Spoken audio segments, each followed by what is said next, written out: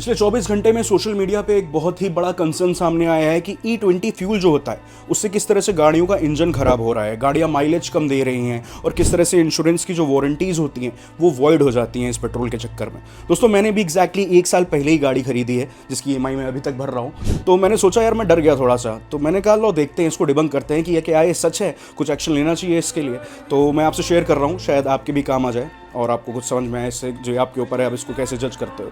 दोस्तों सबसे पहले कंसर्न की जिसकी बात करेंगे वो गाड़ी का सबसे इंपॉर्टेंट पार्ट है और वो है गाड़ी का इंजन। तो ARAI और इंडियन ऑयल के टेस्ट में जो कार्बोरेटेड और फ्यूल इंजेक्टेड गाड़ियां थी उनको 1 लाख किलोमीटर से ज़्यादा चलाया गया और इसमें कोई भी पावर लॉस, टॉर्क ड्रॉप या फिर फ्यूल कंजप्शन में मेजर फर्क नहीं दिखा इनके रिजल्ट्स में। इसके बाद दोस्तों आगे बढ़ते हैं माइलेज पे, क्योंकि माइलेज आपकी डे टू डे जो आपकी पॉकेट पे इंपैक्ट पड़ता है वो माइलेज से पड़ता है। तो माइलेज का जो रिजल्ट था दोस्तों उसमें सिर्फ 1 से 2% E10 से E20 पे जो गाड़ियाँ आई हैं उन पे आया और इससे पुरानी जो गाड़ियाँ थी उन पे 3 से 6% का डिफरेंस था।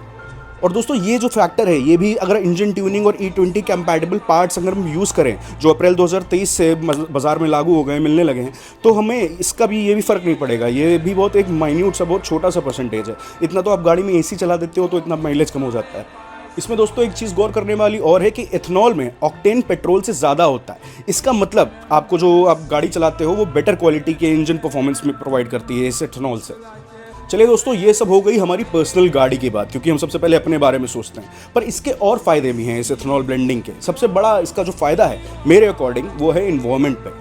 इथेनॉल से दोस्तों CO2 एमिशंस जो होते हैं वो 700 लाख टन कम हुए हैं।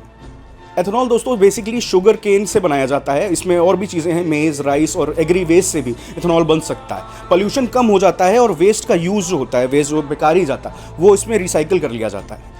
अब दोस्तों इसके इकोनॉमिक बेनिफिट्स पे बात कर लेते हैं। 1.40 लाख करोड़ फॉरेन एक्सचेंज बचाकर इंपोर्ट कम करके हमारे देश को फायदा हुआ है इससे, और 1.20 लाख करोड़ फार्मर्स को डायरेक्ट पेमेंट की गई है। इससे रूरल जॉब सिक्योर हुई हैं और इनकम स्टेबिलिटी जो है वो सुनिश्चित की गई है। E20 का गोल फ्यूल सस्ता करना ही नहीं है केवल, इंडिया का ग्लोबल ऑयल प्राइस की जो स्विंग्स होती हैं इस पे देश एकदम उसका गुलाम ना हो जाए कि उसको डिपेंड होना पड़ रहा है कि मार्केट में ये फ्यूल का प्राइस है तो हमको देना ही पड़ेगा अपनी जेब से। तो एक लॉन्ग टर्म सिक्योरिटी शील्ड है। तो खैर दोस्तों जो लोग ये इसको शॉर्ट टर्म में ऐसे सोच रहे हैं अपने लिए पर्सनली उस पर, तो मैं सोचता हूँ उनको इन सब पॉइंट, इन सब फैक्टर्स पे भी ध्यान देना चाहिए।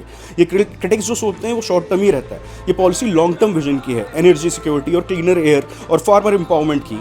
तो सरकार मुझे लग रहा है इस पे जो कदम उठा रही है वो बिल्कुल सही है। आपको क्या लगता है? तो मेरी गाड़ी तो सेफ है।